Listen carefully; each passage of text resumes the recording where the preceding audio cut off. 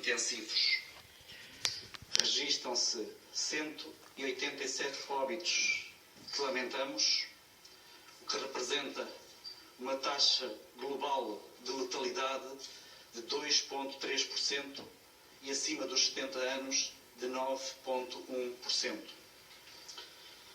Estamos todos a tentar normalizar, dentro do possível, esta situação pandémica em que hoje vivemos. E se me pedissem uma palavra para definir o tempo em que vivemos, diria que é o tempo da adaptação. Os cidadãos adaptam-se às novas rotinas nas suas casas, os profissionais de saúde adaptam-se à prática clínica Covid-19 e o Governo adapta-se sistematicamente a uma resposta a situações dinâmicas e nem sempre previsíveis.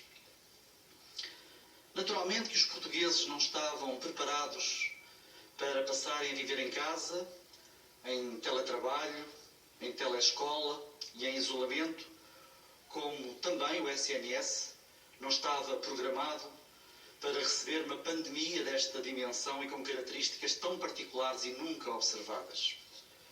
Mas quer num, quer noutro, a capacidade de adaptação tem sido extraordinária. E em ambas as situações tem havido margem para afinar o que corre menos bem e aprofundar o que está a correr melhor. E de muito nos vale e nos deve orgulhar o nosso Serviço Nacional de Saúde, que foi e continua a ser uma das maiores conquistas dos portugueses e uma garantia de que todos temos lugar e de que ninguém fica para trás. Uma das ferramentas do Serviço Nacional de Saúde que mais se transformou foi a linha SNS 24. Atende hoje mais de 18 mil chamadas por dia.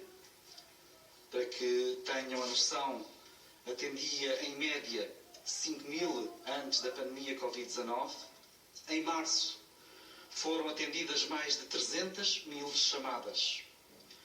Antes do primeiro caso Covid-19 em Portugal, a linha SNS 24 contava com cerca de 950 profissionais de saúde. Atualmente conta com mais de 1.400. O nosso agradecimento por isso a todos os profissionais de saúde. E deixem-me aproveitar para agradecer também a todas as ordens profissionais, sem exceção, nas pessoas dos seus bastonários, também sem exceção, pelo elevado sentido de responsabilidade e de dever cívico. Continua a ser crucial que as pessoas não adoeçam todas ao mesmo tempo e os contactos sociais têm mesmo de ser reduzidos ao mínimo, mesmo com a chegada da Páscoa, um tempo que costuma ser de convívio por excelência. Mas desta vez temos mesmo de continuar a ser responsáveis. Temos ainda a obrigação de fazer todos uma gestão criteriosa dos nossos recursos de saúde. Hoje são processadas muito mais amostras para diagnóstico de Covid-19 do que nas semanas anteriores. Processámos mais de 69 mil amostras desde o dia 1 de março. Na semana passada foram processadas quase 40 mil amostras de segunda a domingo, o que representa mais do dobro relativamente à semana que antecedeu. Porém, da mesma maneira que não é comportável ficarmos todos doentes ao mesmo tempo, também não podemos conseguir e esperar testar toda a gente com critério clínico no mesmo dia e ao mesmo tempo. Como temos dito, tem havido uma enorme mobilização da sociedade civil em robustecer a nossa capacidade de resposta a esta epidemia. Recebemos ofertas de ventiladores, de equipamentos de proteção individual, monitores e também muito trabalho voluntário. Estamos, por isso, também a todos eles muito agradecidos. Estamos muito agradecidos por esta onda solidária individual e coletiva. Permitam-me destacar, por exemplo, a Associação Portuguesa de Bancos, que adquiriu há bem pouco tempo 100 ventiladores e 100 monitores para o Serviço Nacional de Saúde melhor responder a esta pandemia. Muito obrigado a todos quantos têm colaborado. E termino passando a palavra ao Dr. José Manuel Boavida, Presidente da Associação Protetora dos Diabéticos Portugueses, a quem agradeço. Diabetes, uma doença que afeta mais de 2 milhões de portugueses que estão mais vulneráveis e precisam, portanto, de uma resposta diferenciadora que as associações de doentes como a APDP também têm conseguido dar. Muito obrigado, Sr. Doutor. Muito obrigado. Bom dia a todos. Queria agradecer em nome da APDP este convite do Sr. Secretário de Estado para estar aqui presente e sabendo que as pessoas com diabetes representam um grupo de maior risco para o Covid-19 e que têm dúvidas e medos, agradecemos muito a oportunidade de os poder estar aqui a representar. A comunidade de diabetes representará entre pessoas com diabetes e os seus familiares mais de 1/3 da população portuguesa. E a questão é que se observou em estudos que a diabetes constitui um grupo de maior risco, nomeadamente de aumento de mortalidade, atingindo mais de 9% nas pessoas falecidas pelo Covid-19. Dito isto, gostaria de deixar 3 mensagens e apontar para 3 níveis de questões que penso serem muito relevantes. Primeira mensagem: não há qualquer evidência que as pessoas com diabetes sejam mais atreitas a serem infectadas pelo coronavírus. Segundo aspecto, segunda mensagem: não existe evidência de diferença entre os vários tipos de diabetes, entre a diabetes tipo 1 e a diabetes tipo 2. Terceiro, se a diabetes estiver bem compensada, o risco é o mesmo da população em geral. Gostaria agora de realçar 3 pontos para valorizar, um para valorizar, outro para reforçar e, por fim, para lembrar.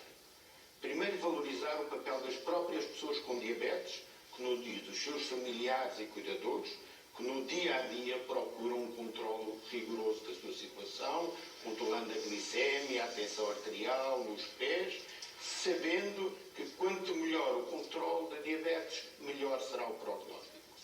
Em segundo lugar, valorizar a necessidade da proteção especial dos doentes crónicos, da sua disponibilidade para o teletrabalho ou do trabalho em condições de segurança ou de distanciamento adequado, principalmente acima dos 60 anos de idade. Gostaria de reforçar o papel das equipas de saúde, que têm sido inexcedíveis na adaptação que conseguiram introduzir em tão curto período e em tão difíceis condições a adaptação para o seguimento destes doentes.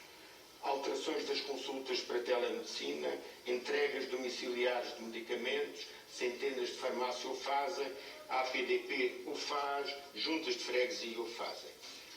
Reforçar o pedido às equipas de saúde para contatarem com as pessoas com diabetes que neste momento têm maiores dificuldades em sair de casa, nomeadamente os idosos ou pessoas com dificuldade no acesso aos meios eletrónicos.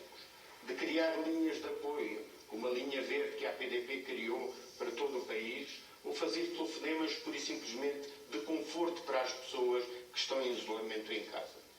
Lembramos a necessidade de reforçar a medicação e material de vigilância. Não há falta de medicamentos nem de meios de controle. Poderão pedir as receitas por telefone, elas podem ser enviadas pelo mesmo meio e com a entrega de medicamentos ao domicílio, tudo isto fica mais simples. Foi o que fizemos com a farmácia da associação. Por último, lembrar o papel das associações e das estruturas da comunidade. Sendo nós uma estrutura do setor social, valorizamos a mobilização de toda a comunidade para a procura de soluções que sustentem as necessidades das pessoas com diabetes. Saliento boas experiências, a partilha que estamos a ter com a Câmara Municipal de Lisboa para o apoio aos sem-abrigos. A colaboração com os lares no apoio sobre as dúvidas das pessoas com diabetes dos lares, a colaboração com as outras associações de doentes através do movimento Mais Participação, são exemplos fundamentais.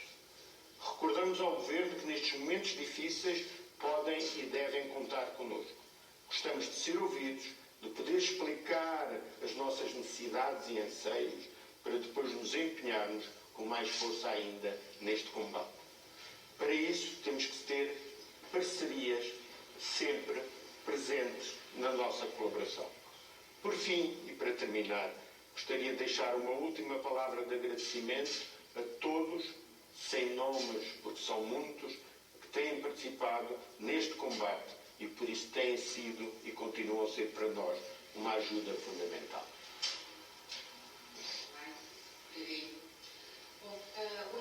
Os números de hoje, boa tarde, Maria Marujo da TVI. Olhando para os números de hoje, parece já não estarmos a verificar aquele aumento exponencial que falávamos há semanas. Os números estão a aumentar, ainda assim a abrandar o ritmo. Isto quer dizer que estão a funcionar as medidas de restrição tomadas pelo Governo? Quer dizer que o pior já passou ou que o pior está para vir? E também surgiram aqui algumas dúvidas nos últimos dias em relação a baixas e justificações de faltas. Há enfermeiros infectados que estão de baixa, contraíram Covid em trabalho, que estão a receber a 70% e não a 100%. Também há dúvidas quanto aos trabalhadores que estão em isolamento voluntário. Quem é que passa essa justificação para entregar o trabalho? Obrigada.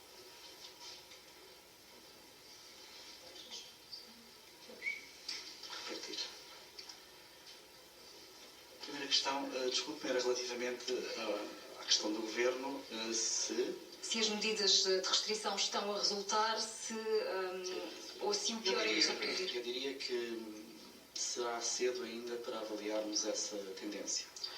E, como sempre dissemos, o grau de incerteza é grande. Mas é óbvio, não podemos deixar de assinalar que nos últimos dias tem havido um abrandamento dessa tendência, sem que isso nos possa fazer retirar ainda conclusões, porque é ainda cedo para retirar essas tendências, essas conclusões. O que lhe poderei dizer é que estamos disponíveis para não abrandar, para já, estas medidas. E por isso temos que confiar que, de facto, estas medidas foram bem tomadas, foram tomadas no tempo certo e, provavelmente, sim, alguns desses números estão a dizer-nos exatamente isso, que estas medidas foram tomadas em bom tempo. Mas, como lhe digo, penso que ainda